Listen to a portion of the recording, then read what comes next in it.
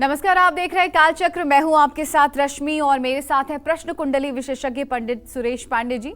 तो बहुत बहुत स्वागत है पंडित जी आपका। धन्यवाद। ज्येष्ठ मास में मंगल शनि देंगे शुभ फल। ज्येष्ठ मास में मिल जाएगी पितरों की कृपा। ज्येष्ठ मास में घर आएंगी माँ लक्ष्मी। ज्येष्ठ मास से कैसे जुड़ा है आपका आज और आने वाला कल, जानने के लिए देखिए कालचक्र। जी हाँ, आज से ज्येष्ठ मास की शुरुआत हो चुकी है। हिंदू कैलेंडर में ज्येष्ठ का महीना तीसरा महीना होता है। ऐसे में ज्येष्ठ महीने का महापुण्य और महालाभ पाने के लिए आपको कौन कौन से उपाय करने चाहिए, ज्येष्ठ के महीने में किन चीजों का ध्यान रखना चाहिए और इस महीने में आने वाले त्योहारों का कैसे लाभ उठाना चाहिए, इसी से जुड़ी खास जानकारी देंगे आपको प्रश्न कुंडली विशेषज्ञ पंडित सुरेश पांडे जी। तो बने रहिए आज कालचक्र के साथ। इसके अलावा अगर आपका भी कोई सवाल है तो आप हमें फोन कर सकते हैं। हमारा नंबर है 0120-665-2411। अपनी चर्चा को शुरू करें उससे पहले जानते हैं आज का शुभ मुहूर्त।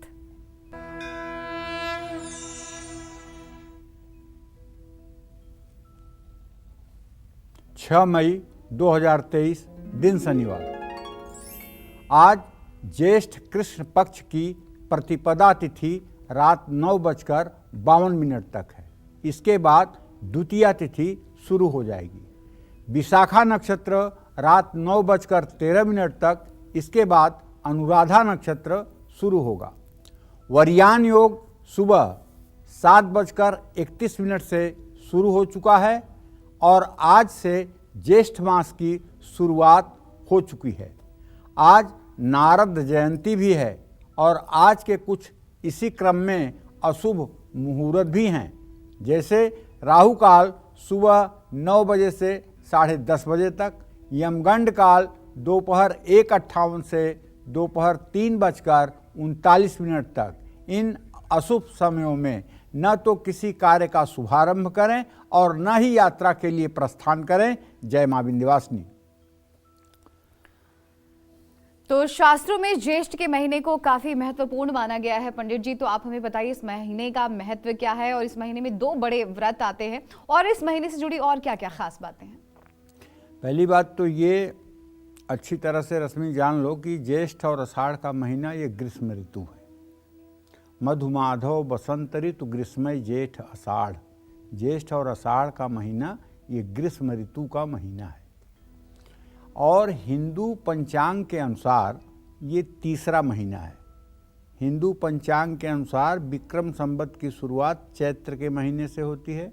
चैत्र पहला महीना है, बैसाख दूसरा महीना है, ज्येष्ठ तीसरा महीना है। तो चैत्र और बैसाख मास के बाद आता है ज्येष्ठ। सभी चंद्रमासों के नाम नक्षत्रों पर आधारित हैं। आप कहेंगे कैसे? तो चैत्र की पूर्णिमा को होता है चित्रा, इसलिए उसका नाम है चैत्र। बैसाख की पूर्णिमा को नक्षत्र रहता है विशाखा, इसलिए उसका नाम है बैसाख। ज्येष्ठ की पूर्णिमा को होता है ज्येष्ठा नक्षत्र, इसलिए उसका नाम है ज्येष्ठ। आषाढ़ की पूर्णिमा को नक्षत्र होता है उत्तराषाढ़, इसलिए उसका नाम है आषाढ़। सावन की पूर्णिमा को होता है नक्षत्र श्रवण, इसलिए उसका नाम है सावन। भादों की महीने के पूर्णिमा को उत्तर भाद्रपद नक्षत्र होता है, इसलिए उसका नाम है भाद्रपद। आश्विन के महीने में नक्षत्र पूर्णिमा के दिन होता है आश्विन, इसलिए उसका नाम है आश्विन। कार्तिक के महीने में नक्षत्र पूर्णिमा के दिन होता है कृतिका, इसलिए उसका नाम है कार्तिक। मार्गशीर्ष के महीने में पूर्णिमा के दिन होता है मृगशिरा नक्षत्र, इसलिए उसका नाम है मार्गशीर्ष। पूष के महीने में पूर्णिमा के दिन होता है पुष्य नक्षत्र, इसलिए उसका नाम है पौष। माघ के महीने की पूर्णिमा को मघा नक्षत्र होता है और फाल्गुन की पूर्णिमा को उत्तरा फाल्गुनी नक्षत्र होता है। तो कहने का मतलब ये है कि हमारे यहाँ जो महीनों के नाम का नामकरण किया गया है वो पूर्णिमा को पड़ने वाले नक्षत्रों के आधार पर किया गया है। तो ज्येष्ठ माह का भी नामकरण ज्येष्ठा नाम नक्षत्र पर ही आधारित है। मान्यता है शास्त्रों की कि ज्येष्ठ पूर्णिमा के दिन चंद्रमा ज्येष्ठा नक्षत्र में होता है। इसी कारण इस माह का नाम ज्येष्ठ रखा गया है। ज्येष्ठ महीने में जल की पूजा की जाती है।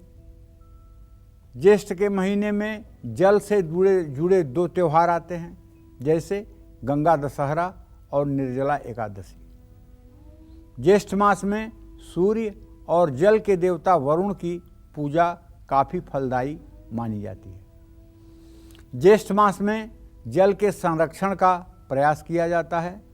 शास्त्रों में ज्येष्ठ के महीने में कुछ चीज़ों के बारे में बताया गया है, जिनके करने से आप न सिर्फ स्वस्थ रह सकते हैं बल्कि धनवान भी बन सकते हैं। जय मां विंध्यवासिनी। तो चलिए अब एक एक करके जान लेते हैं तमाम राशियों का राशिफल। शुरुआत करते हैं मेष राशि से। तो मेष राशि का राशिफल कैसा रहेगा आज? कैसी रहेगी आर्थिक स्थिति, कामकाज, रिश्ते और सेहत? साथ ही क्या है आज का उपाय, शुभ अंक और शुभ रंग? मेष राशि के जातकों को बताना चाहूँगा कि आपके गमन स्थान का स्वामी बृहस्पति इस समय राहु सूर्य के साथ आपकी ही राशि में विराजमान है और चंद्रमा से उसकी सप्तमस्थ स्थिति है। ऐसे में अगर आप कोई यात्रा करेंगे तो आर्थिक नुकसान हो सकता है। आपके कार्यस्थल पर अगर आपसे कोई गलती हो रही है और गलती हो चुकी है तो उसको स्वीकार करने में कोई बुराई नहीं है। परिवार में, अपने कुल खानदान में आपका मान सम्मान बढ़ेगा। लेकिन यदि आपकी माँ बुजुर्ग हैं तो उनकी सेहत का ध्यान रखिएगा, उनका स्वास्थ्य बिगड़ सकता है। पैसों के लेन देन में सतर्कता बरतिएगा। गेहूं का दान किसी धर्मस्थान में करिएगा। शुभ अंक आपके लिए 6 है, शुभ रंग आपके लिए सफेद है। जय मां विंध्यवासिनी। अब आ रही है वृषभ राशि की। तो वृषभ राशि का हाल जान लेते हैं। कैसी रहेगी आर्थिक स्थिति, कामकाज, रिश्ते और सेहत? साथ ही क्या है आज का उपाय, शुभ अंक और शुभ रंग? देखिए, वृषभ राशि का स्वामी शुक्र इस समय मंगल के साथ द्वितीय भाव में मिथुन राशि में स्थित है और व्यय भाव में राहु, बुध, सूर्य और बृहस्पति स्थित है। कुल मिलाकर के सीधी सी बात है कि फिजूल खर्ची आपको मुसीबत में डाल सकती है। इसलिए अपने खर्चे पर अगर आप नियंत्रण रखेंगे तो सुखी रहेंगे। अगर आप नौकरी करते हैं तो ऑफिस में आपको कुछ नई जिम्मेदारियां मिल सकती हैं, जिससे आपके प्रतिष्ठा में इजाफा होगा। आपके शांत स्वभाव के कारण बिगड़े हुए रिश्तों में भी सुधार की संभावना बनेगी। लेकिन अगर लापरवाही करेंगे तो आंख से संबंधित कोई परेशानी भी हो सकती है। जल्दबाजी में कोई बड़ा फैसला आपको नहीं लेना चाहिए। मां अंबे के मंदिर में घी का दिया जलाना चाहिए। शुभ अंक आपके लिए 9 है, शुभ रंग आपके लिए केसरिया है। जय मां विंध्यवासिनी। पंडित जी, एक महत्वपूर्ण सवाल है, क्या ज्येष्ठ मास में अगर हम दान करते हैं तो अकाल मृत्यु का संकट टल सकता है? और इस महीने में विशेष तौर पर किस देवता की उपासना करनी चाहिए जिससे कि हर परेशानी का हल निकल सके? देखो, सनातन धर्म में बहुत से ऐसे कार्य हैं जिससे अकाल मृत्यु का दोष निवारण होता है। जैसे भगवान शालिग्राम के स्नान करने वाले जल का पान करने से अकाल मृत्यु का भय समाप्त हो जाता है। भगवान शिव का ध्यान करने से, उज्जैन महाकालेश्वर का दर्शन करने से अकाल मृत्यु का भय दूर हो जाता है। भगवान विष्णु के चरणामृत का पान करने से अकाल मृत्यु का भय दूर हो जाता है। बहुत से ऐसे कार्य हैं जिससे अकाल मृत्यु का भय दूर होता है। ज्येष्ठ मास में तिल का दान करना सबसे सर्वोत्तम माना गया है। शिव पुराण में कहा गया है कि ज्येष्ठ महीने में तिल के दान से अकाल मृत्यु की बाधा दूर होती है और स्वास्थ्य अच्छा रहता है। ज्येष्ठ मास में हनुमान जी की मुलाकात भगवान राम से हुई थी।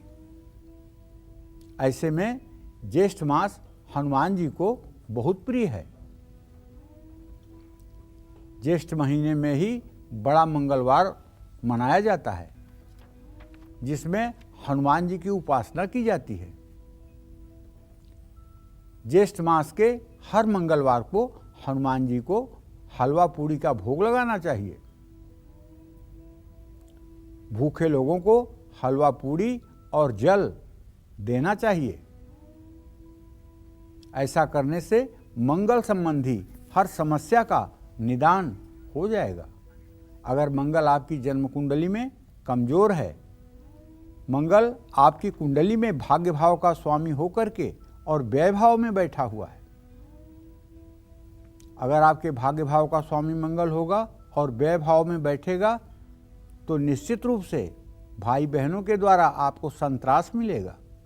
भाई बहन आपके लिए कठिन चुनौतियां पैदा करेंगे। ऐसे में अगर जेठ महीने में मंगल का आप उपाय करेंगे, हर मंगलवार को आप दीनहीन लोगों को हलवा पूड़ी खिलाएंगे तो निश्चित रूप से मंगल का शुभ प्रभाव आपके जीवन पर पड़ने लगेगा। जय मां विंध्यवासिनी। इस बीच हमारे साथ कालचक्र के एक दर्शक जुड़ गए हैं, अनिल गाजीपुर से। अनिल, बहुत बहुत स्वागत है आपका, पूछिए अपना प्रश्न। पंडित जी के सिर चरणों में प्रणाम। हाँ, सुखी रहिए, जोर से बोलिए भैया। जी पंडित जी, मेरा नाम अनिल कुमार सिंह है और मुझे अपना जो है जन्म तिथि पता नहीं है, लेकिन माँ बताती थी कि सावन महीने में पैदा हुआ हूँ और राशि का नाम नरसिंह बताई है। तो कितने साल के हैं? इस समय सर 48 चल रहा है। ठीक है, बताइए क्या जानना चाहते हैं अनिल जी? जैसे हमारा जो है पैसे से संबंधित काम जो है सही नहीं रहता है, कर्ज बराबर हो जाता है और मैं जो है ये शेयर मार्केट में काम करना चाहता हूँ पंडित जी, इसी से संबंधित जानना था आपसे। देखिए अनिल जी, आपने प्रश्न किया है और आपका प्रश्न आजीविका से संबंधित है और शेयर से संबंधित है। तो मैं आपको बताऊं कि मंगल और शुक्र दोनों मिथुन राशि में स्थित हैं। शेयर का काम आपके लिए खतरे का काम है। शेयर के काम में आपका डिसीजन सही नहीं होगा, नुकसान होने की संभावना ज़्यादा दिखाई दे रही है। और जहाँ तक आर्थिक स्थिति का प्रश्न है तो इसके लिए तो बहुत साफ सी बात है कि आपका व्यय आपके प्रश्नकाल में राहु के साथ है, जिसके कारण आप सही डिसीजन नहीं ले पा रहे हैं, अपने जीवन को अपनी योग्यता के अनुसार सुचारू रूप से संचालित नहीं कर पा रहे हैं, जिसके कारण अर्थव्यवस्था खराब है। अगर आप नियमित रूप से 100 दिनों तक सुंदरकांड का पाठ करना शुरू करें, मंगलवार को शुरू करें और 100 दिनों तक लगातार सुंदरकांड का पाठ करें, हनुमान जी की उपासना करें, ब्रह्मचर्य का पालन करें, खान पान की शुचिता और पवित्रता रखें, तो मैं विश्वास के साथ कह सकता हूं आपके जीवन का मार्गदर्शन अदृश्य रूप से हनुमान जी करेंगे। और आपको किस क्षेत्र में सफलता पानी है, किस क्षेत्र में आपको कार्यरत होना है और किस क्षेत्र से आपके आजीविका का निर्वाह होगा, किस क्षेत्र में जाने से आपके परिवार की भलाई होगी, सब कुछ हनुमान जी तय करेंगे। कलयुग के हनुमान जी प्रत्यक्ष देवता हैं और जो भी व्यक्ति 100 पाठ सुंदरकांड का अनवरत कर लेता है, पहली बात तो अनवरत 100 पाठ हो नहीं पाता है, 90 पाठ के बाद ही विघ्न आने उत्पन्न हो जाते हैं। और अगर किसी तरह से 100 पाठ अनवरत हो जाए तो निश्चित रूप से ऐसे व्यक्ति का मार्गदर्शन हनुमान जी अप्रत्यक्ष रूप से जरूर करते हैं। जय मां विंध्यवासिनी। इस बीच एक और कॉलर हमारे साथ जुड़ गए हैं दिल्ली से, विनोद। विनोद, आपका भी बहुत बहुत स्वागत है। पंडित जी से अपना प्रश्न पूछिए। पंडित जी चरण वंदना। हाँ, सुखी रहिए। हाँ जी, मेरे दो बेटे हैं, दोनों के लिए मैं पूछ रहा हूँ। मेरा नाम विनोद है, 30 मार्च 1963 का बर्थ है मेरा। और बड़ा वाला जो बेटा है वो मैरिड है, शादीशुदा है, उसकी एक छोटी बिटिया भी है 2.5 साल की, और वो अपना निवास स्थान चेंज करना चाहता है। उसका विदेश का योग है या यहीं पे ही रहे। और छोटा बेटा जो है उसने भी अपना निवास स्थान ले लिया है। उसका विवाह जो है वो इसी साल के अंत में है। और हम लोग जो है पति पत्नी को बच्चों के साथ रहना चाहिए या हमें अपना अलग ही रहना चाहिए, ये मेरा प्रश्न है पंडित जी। और हमारा आगे का जीवन सेहत वगैरह कैसी रहेगी? देखिए विनोद जी, आपने प्रश्न किया है, आप अपने बड़े बेटे के बारे में जानना चाहते हैं। तो मैं आपको बताऊं कि आपके बड़े पुत्र का भाव का स्वामी बुध है, उससे पंचम भाव का स्वामी जो है वो शनि है और उससे चतुर्थ भाव का स्वामी बृहस्पति चर राशि में है। आपके बड़े बेटे को विदेश में अपनी आजीविका करनी चाहिए। संचारशीलस चरभे विलग्ने लग्नान सके चयु मुदा हरंती विदेश भाग्यम चरभे तदीसे चरे तदीसे चरखेट दृष्टि। इनका विदेश में बहुत अच्छा भाग्योदय होगा और बहुत अच्छा करियर रहेगा। दूसरा प्रश्न आपका अपने छोटे पुत्र के विषय में है, तो इस विषय में आपसे यही कहना चाहूँगा कि मंगल की स्थिति द्विस्वभाव राशि में है। विवाह के बाद इनका भी जीवन अच्छा रहेगा, लेकिन इनके भी विदेश जाने की संभावना बनी हुई है। अभी तो ये विदेश नहीं जा पाएंगे, लेकिन कुछ समय के बाद इनके भी विदेश जाने की संभावना बनी हुई है। इन्हें भी प्रयास करना चाहिए। जहाँ तक आपके रहने का प्रश्न है, तो मैं आपको बताना चाहूँगा, आप बच्चों के साथ भी रहिएगा और आप सेपरेट भी रहिएगा। आप पति पत्नी अपनी अस्थाई व्यवस्था, तो पति पत्नी की अस्थाई व्यवस्था अलग ही रखिएगा, लेकिन कभी कभी महीने 2 महीने के लिए बेटों के साथ भी रहने की कोशिश करिएगा। इससे आपका समय भी अच्छा व्यतीत होगा और मान सम्मान भी बरकरार रहेगा। जय मां विंध्यवासिनी। चलिए अब बात कर लेते हैं मिथुन राशि वालों की। तो मिथुन राशि का आज राशिफल कैसा रहने वाला है, कैसा रहेगा आज इनका पूरा दिन, आइए जानते हैं। मिथुन राशि में इस समय मंगल और शुक्र गोचर कर रहे हैं। भाग्य स्थान में शनि है और संतान भाव में चंद्रमा के साथ केतु है। धन भाव का स्वामी चंद्रमा अगर केतु के साथ है और उस पर बृहस्पति की दृष्टि है, तो नया पैसा तो आपके पास आने वाला नहीं, किसी नए काम से तो आपको फायदा होने वाला नहीं। लेकिन अगर कोई आपका पेमेंट पहले से रुका हुआ है तो वो पैसा आपको मिल सकता है। कोई पेमेंट अगर आपका रुका हुआ है तो वो पेमेंट आपको मिल सकता है। काम से जुड़ी यात्रा करनी पड़ सकती है और पुराने दोस्तों से मुलाकात हो सकती है। खान पान अच्छा रखिए, स्वास्थ्य भी अच्छा रहेगा। वाहन चलाते समय सतर्कता बरतिए। माँ लक्ष्मी को कमल का फूल अर्पित करिए। शुभ अंक आपके लिए 5 है। शुभ रंग आपके लिए ग्रे है। जय मां विंध्यवासिनी। एक और कालचक्र की दर्शक हमारे साथ जुड़ गई हैं लखनऊ से स्वर्णिमा। स्वर्णिमा, बहुत बहुत स्वागत है आपका। प्रश्न पूछिए आप पंडित जी से।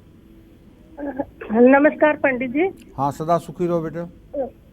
पंडित जी, मैं अपने बेटे के बारे में पूछना चाहती हूँ कि वो अपनी पढ़ाई लिखाई में कैसा करेगा। उसका नाम कार्तिकेय है और उसका जन्म दिल्ली का है, 28 जुलाई 2009।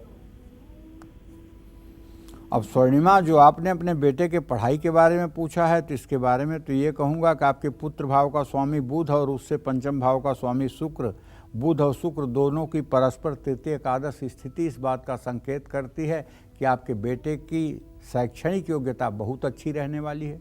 अभी तो ये 14 साल का हुआ है, लेकिन आप विश्वास करिए ये पढ़ने लिखने में बहुत अच्छा रहेगा और बिना किसी के सहयोग के ये अपने जीवन में सफलता प्राप्त करेगा।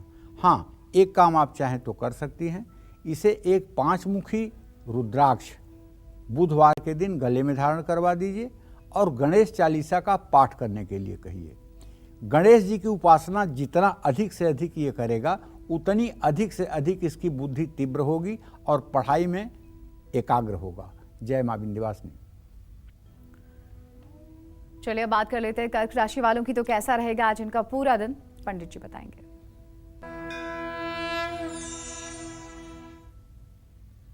देखिए, कर्क राशि के जातकों को बताना चाहूँगा कि आपके चतुर्थ भाव में चंद्रमा की स्थिति है।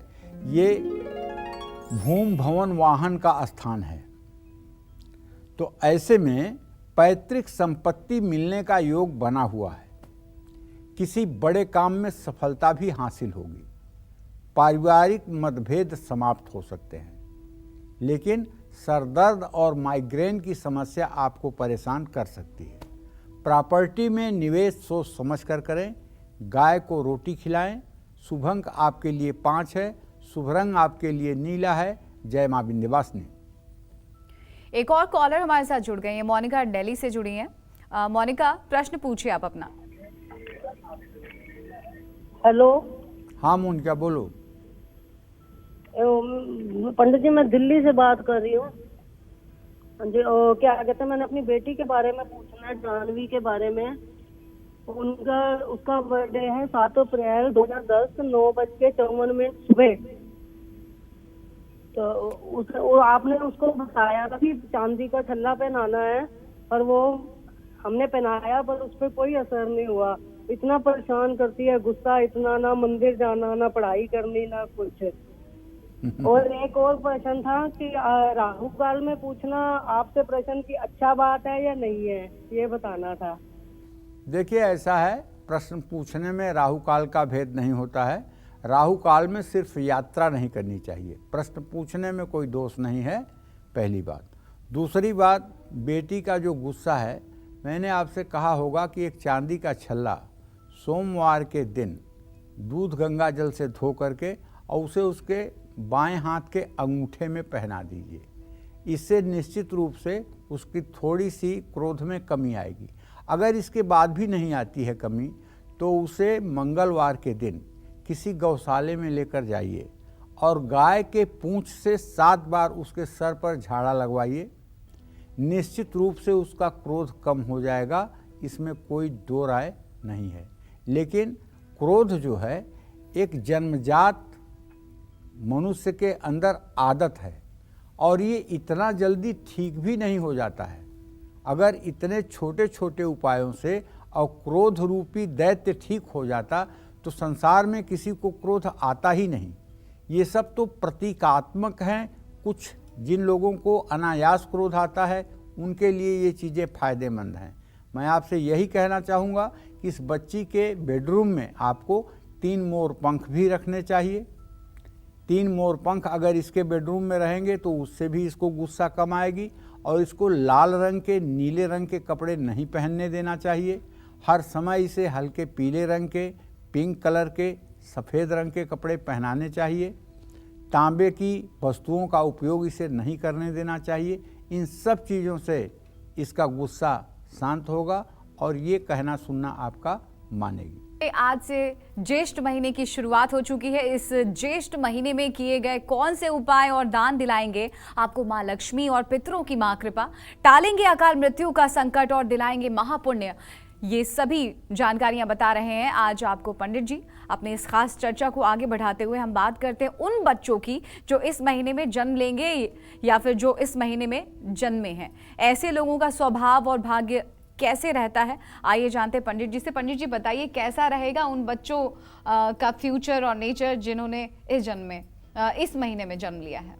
देखो, ऐसा है कि ये ज्येष्ठ का महीना ग्रीष्म ऋतु का महीना है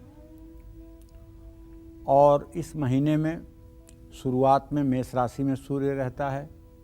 थोड़े दिनों के बाद वृषभ राशि में सूर्य गोचर कर जाता है। मेष राशि सूर्य की उच्च राशि है, वृषभ राशि शत्रु राशि है। तो ऐसे में ये बच्चे कैसे होंगे ये आपको बताना चाहूँगा। जिस व्यक्ति का जन्म ज्येष्ठ मास में हुआ होगा उस व्यक्ति को परदेश में रहना पड़ेगा। विदेश से ऐसे लोगों को लाभ मिलता है। ऐसा व्यक्ति शुद्ध विचारवान होता है, उसके मन में छल कपट नहीं होता है। ज्येष्ठ मास में जन्मा व्यक्ति धन धान्य से संपन्न होता है। ऐसे व्यक्ति की आयु भी लंबी होती है। ऐसा व्यक्ति अपनी बुद्धि को सही दिशा में लगाता है और ज्येष्ठ मास में जन्मे व्यक्ति में गंभीरता होती है। लेकिन ऐसा व्यक्ति क्रोध और जिद करने वाला होता है। अपनी मेहनत से ऐसा व्यक्ति अपने भाग्य का निर्माण करता है। ऐसे व्यक्ति सेल्फ मेड होते हैं। ऐसे व्यक्तियों के हाथ में जो ज्येष्ठ के महीने में पैदा हुए हैं, उनके हाथ की भाग्य रेखा प्रायः यहाँ से नहीं पाई जाती है। उनके हाथ की रेखा यहाँ चंद्र पर्वत से पाई जाती है। जो कर्म से भाग्य रेखा बनती है, ऐसी वाली भाग्य रेखा पाई जाती है। ये लोग अपनी पहचान अपने से स्थापित करते हैं। जैसे तेजस्वी खोजते नहीं सम्मान गोत्र बतला के, जग में प्रशस्ति पाते हैं अपना कर्तव्य दिखला के। हीन मूल की ओर देख जग गलत कहे या ठीक, वीर खींच कर ही रहते हैं इतिहासों में लीक। तो कहने का आशय ये है ज्येष्ठ महीना में पैदा हुए बालक प्रायः अपने पुरुषार्थ और पराक्रम के आधार पर अपने जीवन को सफल बनाते हैं, इसमें कोई संदेह नहीं है। जय मां विंध्यवासिनी। चलिए अब जान लेते हैं सिंह राशि वालों का राशिफल कैसा रहेगा आज का, इनका पूरा दिन जानते हैं। अब आपका सूर्य राहु के साथ है तो सीधी सी बात है, बीमारियों पर पैसा खर्च होगा, बचत भी खत्म होगी, और जहां आप नौकरी करते हैं वहां भी आपको वाद विवाद से बचना चाहिए, अपने काम पर ध्यान देना चाहिए। बस एक चीज़ अच्छी है कि घर का माहौल खुशनुमा रहेगा, लेकिन अगर आप टेंशन लेंगे तो इससे आपकी सेहत खराब हो सकती है। किसी अनजान व्यक्ति पर बहुत ज़्यादा आपको भरोसा नहीं करना चाहिए। किसी ज़रूरतमंद व्यक्ति को गुप्त रूप से अन्नदान भी करना चाहिए। शुभ अंक आपके लिए 6 है, शुभ रंग आपके लिए पीला है। जय मां विंध्यवासिनी। चलिए बात करते हैं ज्येष्ठ महीने में आने वाले उस पावन त्योहार यानी अपरा एकादशी की। कब है अपरा एकादशी? अपरा एकादशी पर किए गए कौन से उपाय आपको पितरों की महाकृपा दिलाएंगे और हर संकट से बचाएंगे? पंडित जी बताएं अपरा एकादशी के बारे में विस्तार से। देखिए, ज्येष्ठ मास में आने वाले हर त्योहार का अपना अपने आप में बहुत महत्व है। इसके बारे में मैं आपको बताना चाहूँगा। एकादशियाँ तो सभी पावन मानी जाती हैं, लेकिन ज्येष्ठ मास की कृष्ण पक्ष की एकादशी को अपरा एकादशी कहा जाता है। जो फल गंगा तट पर पितरों को पिंडदान करने से प्राप्त होता है, वही फल अपरा एकादशी का व्रत करने से प्राप्त होता है। जो फल कुंभ में केदारनाथ के दर्शन या बद्रीनाथ के दर्शन या सूर्य ग्रहण में स्वर्णदान करने से फल मिलता है, वही फल अपरा एकादशी के व्रत के प्रभाव से मिलता है। अपरा एकादशी पर भगवान श्री हरि विष्णु की उपासना की जाती है। पूजन में तुलसी, चंदन, गंगाजल और फल का प्रसाद अर्पित किया जाता है। विष्णु सहस्र नामावली का पाठ किया जाता है। इस बार अपरा एकादशी 15 मई सोमवार को है। इस दिन जो लोग विष्णु सहस्र नाम का 5 पाठ करेंगे, उनके पितर निश्चित रूप से पितृलोक में आनंद का भोग करेंगे। और अगर आपकी कुंडली में पितर दोष है भी, आपके कुंडली में बृहस्पति राहु या केतु के साथ है, या सूर्य चंद्रमा केतु राहु के साथ हैं, और आप अपरा एकादशी के दिन सुबह स्नान करके सूर्य को अर्घ देकर और 5 बार विष्णु सहस्र नाम का पाठ करके और किसी विष्णु मंदिर में जाकर के पूजा अर्चना करेंगे, तो निश्चित रूप से इससे आपके पितर संतुष्ट होंगे। जय मां विंध्यवासिनी।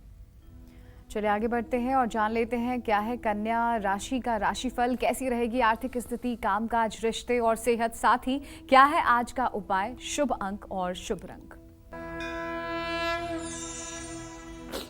कन्या राशि से आजीविका भाव में इस समय शुक्र और मंगल की स्थिति बनी हुई है, जिसका तात्पर्य ये होता है कि किसी व्यावसायिक डील से आपको धन लाभ होगा और नई नौकरी के लिए बुलावा आ सकता है। परिवार के साथ घूमने की योजना बन सकती है, लेकिन चोट लगने की भी संभावना है। सतर्क रहिएगा। उधार के लेन देन से बचिएगा। गणेश जी को पीले फूलों की माला अर्पित कीजिएगा। शुभ अंक आपके लिए 3 है, शुभ रंग आपके लिए गुलाबी है। जय मां विंध्यवासिनी। चलिए बात करते हैं ज्येष्ठ महीने की अमावस्या तिथि की। कब है ज्येष्ठ अमावस्या और इस दिन व्रत, दान और तर्पण क्यों माना जाता है पुण्यदायी? साथ ही इस दिन कैसे मिलेगी आपको शनिदेव की विशेष कृपा?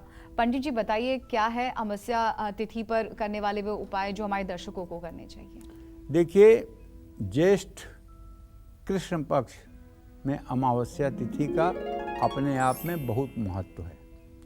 इसका एक कारण तो यह है कि अमावस्या तिथि में पूर्वजों की शांति के लिए दान और तर्पण करना शुभ माना जाता है। ज्येष्ठ अमावस्या इसलिए भी महत्वपूर्ण है क्योंकि इसी दिन शनि जयंती भी होती है। इसके साथ साथ वट सावित्री व्रत का भी ज्येष्ठ अमावस्या के दिन व्रत किया जाता है।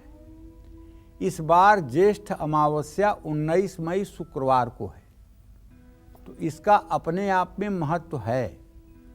और इस दिन पितरों के लिए त्रिपिंडी श्राद्ध अगर किया जाए दोपहर 12 बजे के बाद, तो निस्संदेह ऐसे लोगों के पितर अधोगति से मुक्त हो जाते हैं, शुभ गति को प्राप्त होते हैं, घर में रुके हुए शुभ कार्य शुरू हो जाते हैं, वंश वृद्धि होने लगती है और घर से अभाव और दरिद्रता सदा सर्वदा के लिए नष्ट हो जाती है।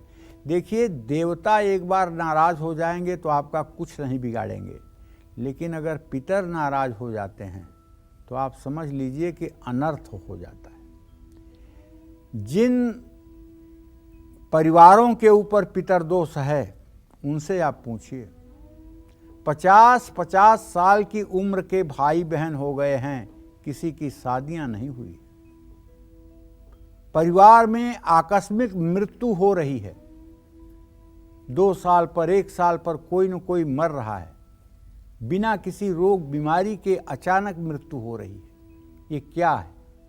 ये सिर्फ और सिर्फ पितर दोष है। पिंडोदक क्रिया लुप्त हुई है, जिसके कारण पितर अधोगति को प्राप्त हुए हैं और वो कुपित हैं, इसलिए कुल का नाश कर रहे हैं। ऐसे लोगों को चाहिए भागवत का कथा सुने, त्रिपिंडी श्राद्ध करें और उसके बाद गया श्राद्ध के लिए गया में जाकर के धर्मशिला पर शास्त्र सम्मत विधि से अपने पूर्वजों के लिए पिंडदान करें और उसके बाद घर आकर के एक भोज भंडारे का आयोजन करें, जिसमें ब्राह्मणों के साथ गरीब, दीन, दुखिया सभी लोगों को भोजन कराएं। तब जाकर के पितरों को संतुष्टि मिलती है और पितरों को मुक्ति मिलती है। कुछ लोग सीधे गया करने चले जाते हैं। सीधे गया करने जाने का मतलब कि जैसे किसी पॉकेट मार को सीधे सुप्रीम कोर्ट में भेज दीजिए जमानत के लिए, तो क्या वहाँ उसे उसको न्याय मिलेगी? नहीं मिलेगी ना। तो गया तो सुप्रीम कोर्ट है। पहले आपको छोटी छोटी जगहों से जाना पड़ेगा। पहले आपको काशी में पिशाच मोचन में पिंडदान करना चाहिए, पहले आपको गंगा जी के किनारे कहीं त्रिपिंडी श्राद्ध करना चाहिए, तब उसके बाद में आपको गया श्राद्ध के लिए तैयार होना चाहिए। और अगर आपके घर में लोगों ने आत्महत्या की है या दुर्घटना से मृत्यु हुई है या विष आदि के द्वारा मृत्यु हुई है, तब तो नारायण नाग बलि भी आवश्यक है। पहले नारायण नाग बलि करें, उसके बाद त्रिपिंडी श्राद्ध करें, उसके बाद गया श्राद्ध की तैयारी करें। जब त्रिपिंडी श्राद्ध के बाद घर की उन्नति होने लगे, घर में शुभ समाचार आने लगे, तब गया श्राद्ध की तैयारी करना चाहिए। ये बात ध्यान में रखने के योग्य है। जय मां विंध्यवासिनी। चलिए आगे बढ़ते हैं और बात कर लेते हैं तुला राशि वालों की। तो कैसा रहेगा आज उनका पूरा दिन, आइए जानते हैं। देखिए, तुला राशि के जातकों को बताना चाहूँगा कि आपके राशि में अभी भी चंद्रमा और केतु की युति बनी हुई है। ये ग्रहण दोष अभी भी बना हुआ है और आपके सप्तम भाव में सूर्य, राहु, बुध, बृहस्पति की युति है, लेकिन आपके भाग्य स्थान में मंगल और शुक्र हैं। तो किसी पुराने निवेश से धन लाभ होगा, ऑफिस में आपके काम की तारीफ होगी, आपका शांत स्वभाव रिश्ता टूटने से बचाएगा। शुगर के रोगी अपना खास ध्यान रखें, ओवर कॉन्फिडेंस में आकर अपना खान पान मत बिगाड़िएगा। ज़्यादा ऊंचाई वाली जगह पर भी जाने से बचिए। माता पिता का आशीर्वाद लेकर घर से निकलिए। शुभ अंक आपके लिए 1 है, शुभ रंग आपके लिए भूरा है। जय मां विंध्यवासिनी। तो चलिए अब बात करते हैं ज्येष्ठ महीने में आने वाले त्योहार गंगा दशहरा की। तो पंडित जी बताइए, कब है गंगा दशहरा और क्या है इसका महत्व? देखिए, गंगा दशहरा का पर्व ज्येष्ठ मास में मनाया जाने वाला है। ये विशेष पर्व है। गंगा दशहरा मोक्षदायिनी माँ गंगा के महत्व को समझाने के लिए और जल के संरक्षण का संदेश देने के लिए है। गंगा दशहरा ज्येष्ठ मास के शुक्ल पक्ष की 10वीं तिथि को मनाया जाता है। इस बार गंगा दशहरा 30 मई मंगलवार को है। जो लोग इस दिन जाकर के माँ गंगा की पूजा उपासना करते हैं और गंगा का दर्शन करते हैं, आप विश्वास करिए ऐसे लोगों के जन्म जन्मांतर के पाप नष्ट हो जाते हैं। गंगे तव दर्शनार्थ मुक्ति, माँ गंगा तुम्हारे दर्शन से ही मुक्ति मिल जाती है। इस भाव से जो लोग जाकर गंगा तट पर प्रणाम करेंगे, गंगा का गंधाक्षत पुष्प धूप दीप नैवेद्य से पूजन करेंगे, निश्चित रूप से ऐसे लोगों का जीवन आदरणीय और अनुकरणीय होगा। जय मां विंध्यवासिनी। चलिए बात कर लेते हैं वृश्चिक राशि वालों की, तो कैसा रहेगा आज इनका पूरा दिन, आइए जानते हैं। वृश्चिक राशि से चतुर्थ भाव में शनि अपनी मूल त्रिकोण राशि में बैठा हुआ है और वृश्चिक राशि के धन भाव का स्वामी बृहस्पति बुध सूर्य और राहु के साथ अपने भाव से छठे भाव में चला गया है। अगर पार्टनरशिप है आपकी और उसमें कोई डील हो रही है तब तो धन लाभ हो सकता है और नौकरी में भी तरक्की का योग बना हुआ है। दाम्पत्य जीवन में खुशियां लौटेंगी, स्वास्थ्य ठीक रहेगा। योग प्राणायाम करिए और जल्दबाजी में कहीं पैसा मत लगाइए। हनुमान चालीसा का पाठ करिए। शुभ अंक आपके लिए 8 है, शुभ रंग आपके लिए नारंगी है। जय मां विंध्यवासिनी। चलिए बात कर लेते हैं निर्जला एकादशी की, शास्त्रों में इसका क्या महत्व है, साथ ही ज्येष्ठ महीने में आने वाली इस एकादशी पर लिया गया व्रत आपको कौन से शुभ फल दे सकता है। पंडित जी बताइए, निर्जला एकादशी का व्रत कैसे रखें और कैसे मिले विशेष? पूरे साल में इससे कठिन कोई व्रत नहीं होता है। महिलाओं की हरितालिका तीज कठिन जरूर होती है, लेकिन निर्जला एकादशी से ज़्यादा कठिन नहीं होती है, क्योंकि वो भादों के महीने में होती है। भादों का महीना इतना गर्म नहीं होता है जितना ज्येष्ठ का महीना गर्म होता है। निर्जला एकादशी का उपवास बहुत कठिन होता है। निर्जला एकादशी के दिन जल की एक बूंद तो दूर की बात है, थूक भी ग्रहण करने की मनाही है। और निर्जला एकादशी के दिन दूसरों को जल पिलाना शुभकारी होता है। संयम, संतोष, जल संरक्षण के साथ जल के महत्व को समझाने वाला ये व्रत ज्येष्ठ शुक्ल पक्ष की एकादशी को रखा जाता है। निर्जला एकादशी सभी एकादशियों में सबसे श्रेष्ठ मानी गई है। केवल अगर आदमी निर्जला एकादशी का व्रत कर ले तो उसको 12 महीने की 24 एकादशियों के व्रत करने का फल मिलता है, लेकिन ये बहुत कठिन है।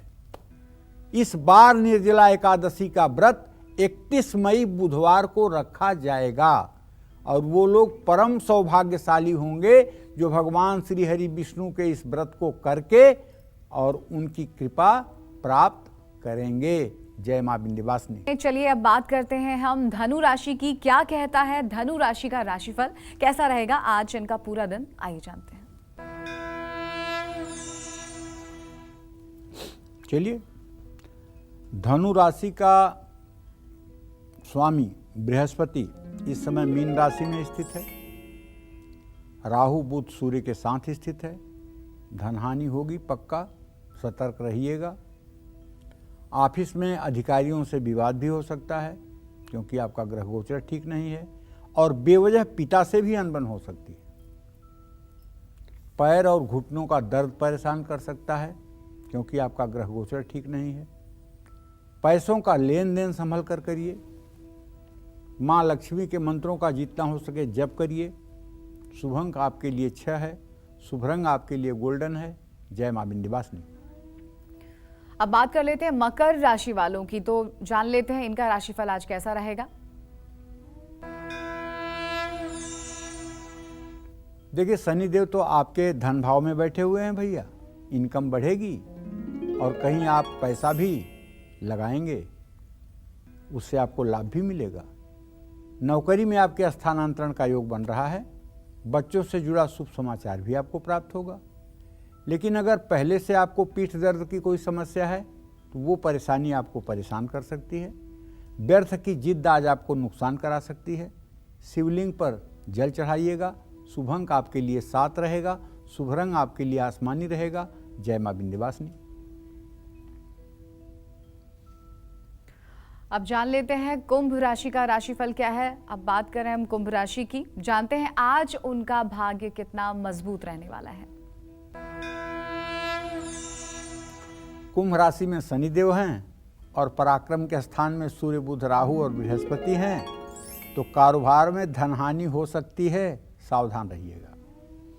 लेकिन अगर नौकरी करते हैं तो घबराइए मत, ऑफिस में आपका दिन अच्छा व्यतीत होगा। परिवार का साथ आपको आगे बढ़ाएगा। डाइजेशन से जुड़ी समस्या हो सकती है। अपनी गाड़ी आज किसी को आपको उधार नहीं देनी चाहिए। गुड़ का दान करना चाहिए। शुभ अंक आपके लिए 4 है। शुभ रंग आपके लिए पीला है। जय मां विंध्यवासिनी। चलिए, वक्त हो चुका है ईमेल कुंडली विजेता का। तो पंडित जी, आज के हमारे कुंडली विजेता हैं करनाल हरियाणा के रहने वाले विनीत, और इन्होंने हमें ईमेल करके अपने भविष्य के बारे में जानना चाहा है। इनकी डिटेल्स मैं आपको बता देती हूँ। नाम विनीत, जन्म की तिथि है 12 अप्रैल 1984, जन्म का समय है रात के 3 बजे 3 AM, जन्म का स्थान करनाल हरियाणा। पंडित जी, इन्होंने सबसे पहला प्रश्न किया है कि इन्हें कोई स्थिर नौकरी नहीं मिलती, इनकी नौकरी टिकती नहीं है, कब तक इन्हें स्थिर नौकरी मिलेगी और क्या इन्हें अपना बिजनेस स्टार्ट करना चाहिए। एक और प्रश्न किया इन्होंने कि इनका भविष्य कैसा रहेगा। देखो, ऐसा है, विनीत का जन्म 12 अप्रैल 1984 को 3 बजे प्रातःकाल करनाल हरियाणा में हुआ। इनका जन्म मकर लग्न में हुआ है। इनकी जन्म राशि सिंह राशि है। मघा नक्षत्र में जन्मे हैं। निश्चित रूप से अद्वितीय प्रतिभा के आप धनी हैं, इसमें कोई दो राय नहीं है। लेकिन इस समय आपकी चंद्रमा की दशा चल रही है। चंद्रमा आपके 7वें घर का मालिक होकर मृत्यु भाव में बैठा हुआ है। इसका मतलब है कि ये समय काफ़ी संघर्षों से जूझ रहे हैं आप पिछले 8 सालों से। 8 सालों से आपके आजीविका में अस्थायित्व तो नहीं है। आपके जीविका भाव का स्वामी शुक्र है, जो तृतीय भाव में बैठा हुआ सूर्य के साथ है, और ऐसे में आपका शनि भी उच्च का है, आपका शुक्र भी उच्च का है, आपका राहु भी उच्च का है, आपका केतु भी उच्च का है। 4 ग्रह आपके उच्च के हैं। जीवन में सफलता से आपको कोई वंचित नहीं कर पाएगा।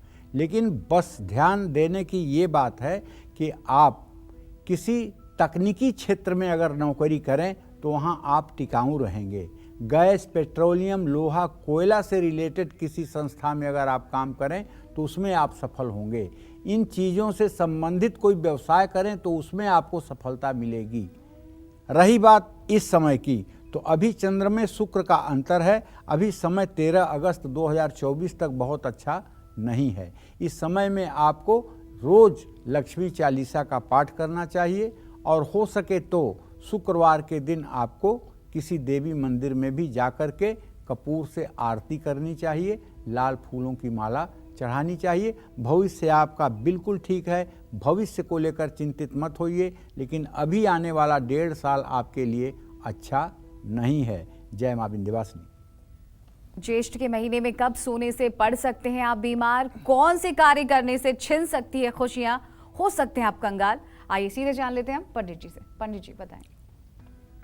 देखिए, ज्येष्ठ महीने में दिन के समय में नहीं सोना चाहिए।